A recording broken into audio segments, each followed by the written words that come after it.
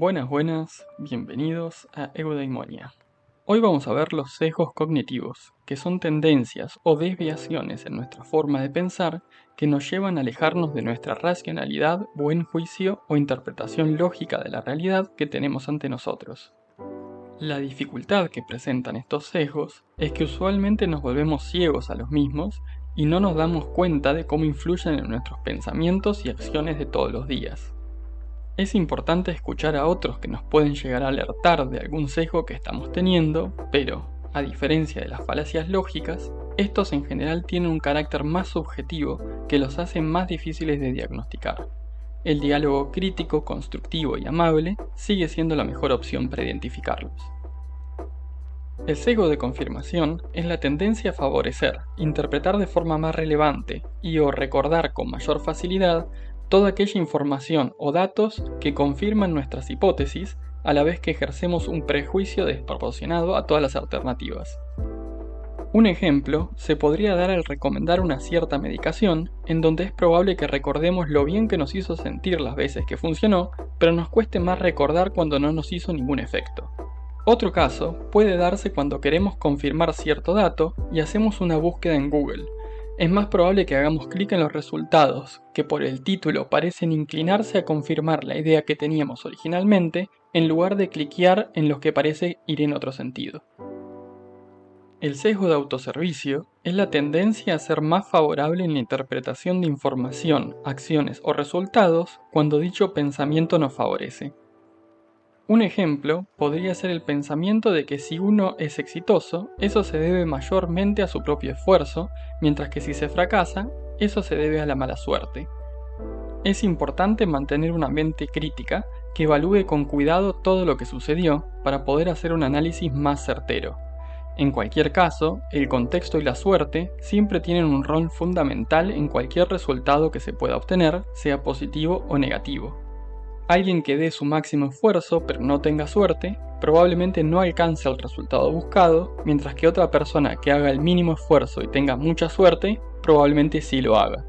Hay que esforzarse lo máximo posible para requerir la menor cantidad de suerte posible, pero algo de suerte siempre vamos a necesitar para conseguir lo que queremos. El sesgo de correspondencia es la tendencia a sobrevalorar los motivos personales internos a la hora de explicar el comportamiento de las personas, al mismo tiempo que infravaloramos el contexto.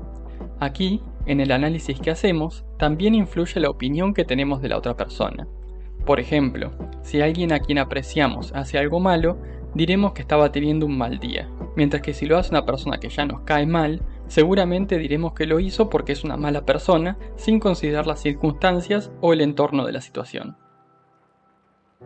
El sesgo de endogrupo es la tendencia a favorecer, beneficiar o valorar mejor a los miembros del propio grupo por sobre otras personas. Un ejemplo se da cuando decimos que los hinchas del mismo equipo que uno alienta son mejores personas o son más confiables que los de otros equipos. El sesgo de arrastre se basa en creer algo por el solo hecho de que muchas otras personas lo creen también, sin tener en cuenta las justificaciones que haya para eso. Es una clara aplicación de la falacia de popularidad. Este sesgo se da mucho en elecciones democráticas, en las que las personas votan al candidato que mejor estaba en las encuestas, de forma tal de resultar en el bando ganador. Otro ejemplo sería el de querer comprar un producto o contratar un servicio por el solo hecho de que mucha gente lo hace también, cuando si no fuera tal el caso, uno nunca lo compraría o contrataría. La maldición del conocimiento es la tendencia a asumir que los demás tienen los conocimientos necesarios para entender lo que uno está diciendo. Esto se da mucho en profesores, que quizás son brillantes en su campo de conocimiento, pero tienen una alta dificultad en lograr que sus alumnos entiendan lo que explican. Esto se da probablemente porque cuando explican se saltean algún paso del razonamiento o les falta explicar algún concepto previo que para ellos era trivial, pero que era clave para que los oyentes entiendan lo que está enseñando. El sesgo de conformismo es la tendencia de las personas a actuar o pensar de la misma forma que el grupo que las rodea. Les dejo un clip de la serie Merlí, Sapere Aude, en donde se ve este sesgo en acción. ¿De qué color es esta carpeta? Verde. Verde. Si algún alumno llega tarde a clase, como acostumbra suceder, yo les preguntaré por el color de la carpeta y ustedes me dirán rojo. ¿Estamos? Vale. Hola. Tarde, pero pase.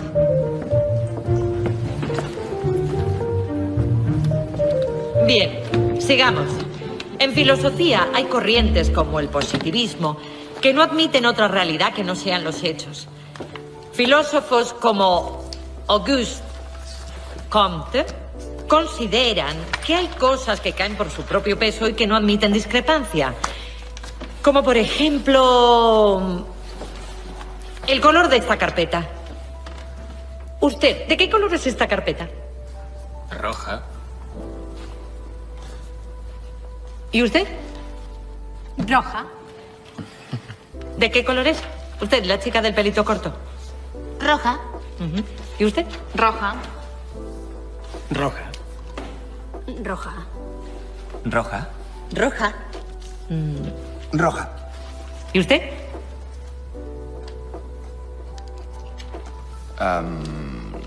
Roja.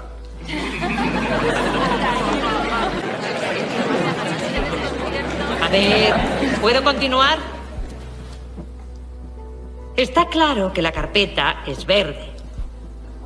Y han sido testigos directos de la debilidad del ser humano cuando es sometido a la presión ambiental, incluso en lo que se refiere a la percepción física. Bueno, yo me he dado cuenta de que era un juego. O sea, me parecía rara la pregunta. Claramente la carpeta es de color verde. Pero como todos decían rojo, usted ha dicho rojo. Bueno, porque pensaba que no Según tenía opción. Nietzsche, el mundo puede dividirse entre dos tipos de personas. Las que siguen sus propios deseos y las que siguen el deseo de los demás. Las primeras son fuertes y no se dejan gobernar por nadie. Y las segundas son débiles y se limitan a hacer lo que dicen y hacen los demás. No se preocupe. Esto es el pan de cada día.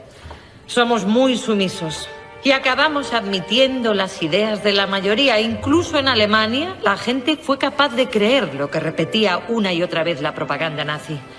Ya lo decía Kant con toda su amargura. El ser humano es el único animal que necesita un amo para vivir. El efecto halo consiste en atribuir o inferir en una persona más cualidades positivas de las que se han podido verificar realmente por el hecho de que se había percibido otra cualidad positiva antes. Un ejemplo se da cuando tenemos un actor que nos encanta cómo actúa y sus películas y series, y decimos que es muy buena persona o que es un genio, cuando en realidad no conocemos lo suficiente del mismo. También se puede dar un efecto de halo invertido, en el que inferimos más cualidades negativas en una persona a la que le atribuimos otra cualidad negativa previa. Por ejemplo, si el acusado de un crimen nos resulta feo o conocemos alguna actitud que tuvo que nos resulta desagradable, tenemos una mayor probabilidad de condenarlo como culpable del crimen que se lo acusa, cuando eso en realidad no debería tener ningún peso en esa definición. El efecto spotlight es la tendencia a sobreestimar la atención que le darán otras personas a un acto o una característica propia. Un ejemplo es cuando nos cortamos el pelo y quizá caminamos por la calle pensando que todas las personas nos miran raro porque creen que nos ha quedado mal. Otro caso es cuando recordamos algún error que cometimos en el pasado pensando que todos los que lo presenciaron seguramente se están riendo de nosotros hasta el día de hoy. El sesgo de grupo se presenta cuando un individuo toma decisiones irracionales y más extremas, ya que se siente menos responsable de sus acciones individuales por formar parte de un grupo grande de personas. Esto se puede dar, por ejemplo, en los actos de vandalismo que cometen los hinchas de un equipo de fútbol cuando se juntan masivamente para festejar un campeonato. El sesgo de disponibilidad o heurística de disponibilidad es la tendencia a atribuir una mayor probabilidad o frecuencia a algo por el solo hecho de que todo lo relacionado con eso se recuerda con mayor facilidad. Este sesgo está presente, por ejemplo, en los que tienen miedo a volar porque piensan que pueden tener un accidente aéreo, pero no tienen problema en viajar en un automóvil. Como los accidentes de aviones son más impactantes y tienen mayor repercusión, la gente tiende a recordarlos más, por más que su probabilidad de ocurrencia es mucho menor que la de un accidente de automóvil. El sesgo de atribución defensiva consiste en atribuir la responsabilidad de un suceso de forma tal de que se minimice la amenaza del mismo para uno en el futuro. Esto se da, por ejemplo, cuando se culpa a la víctima de un delito antes que a cualquier otro. Esto hace que en el inconsciente pensemos, si yo tengo cuidado, no me va a suceder a mí. Entonces llegamos a decir, a Pedro le robaron la billetera porque estaba distraído como siempre, en lugar de culpar al ladrón por el hecho. Otro ejemplo son los que culpan a las mujeres por usar ropa provocativa por las agresiones sexuales que sufren, en lugar de atribuirle toda la responsabilidad a sus agresores como corresponde. El sesgo de mundo justo consiste en esperar que una fuerza universal restaure el equilibrio moral o de otro tipo. Se basa en la necesidad de las personas por controlar su entorno, en la creencia de que hay justicia en el universo sin necesidad de que uno o la sociedad se esfuercen para lograr ese orden. Un ejemplo está en la frase «siéntate en la puerta de tu casa y verás pasar el cadáver de tu enemigo». Aquí se espera que se haga justicia sin que uno haga nada para conseguirlo. Esto ignora que muchas maldades nunca tienen justicia de ningún tipo, mucho menos si no hay nadie que se esfuerce por buscar corregir esos males. Si no veamos el caso de Jack el Destripador, que nunca la atraparon, o la cantidad de asesinatos que se archivan sin solución en los que no se encuentra el victimario. Otro caso está en la frase «todo pasa por una razón», en el contexto de que se espera que algo bueno pase luego de que pasó algo malo. Dudo mucho, y espero que no suceda, que esto sea algo que le digan a un niño que fue víctima de abuso sexual, o que se lo digan a los seres queridos de alguien que acaba de morir atropellado. Especialmente para el que murió, no hay nada bueno que le pueda pasar que sirva para compensar el mal que sufrió. Además, esto tiene implícito la falsa creencia de que lo bueno que le pasó no le podría haber pasado si no sufría lo malo, como si no hubiera múltiples caminos que puedan llevar a un destino, en donde muchos de estos caminos no tienen nada malo o hasta tienen solamente cosas buenas. Estas son frases muy comunes que no tienen sentido si uno lo piensa un poco, por lo que deberíamos desterrarlas de nuestro día a día. Y eso es todo por hoy. ¿Se te ocurren más ejemplos de estos sesgos? Déjamelo saber en los comentarios. Si les parecen interesantes estos videos, se pueden suscribir al canal y darle clic al like y a la campanita para mantenerse actualizados de futuros videos. Que la humanidad siga mejorando. Hasta la próxima.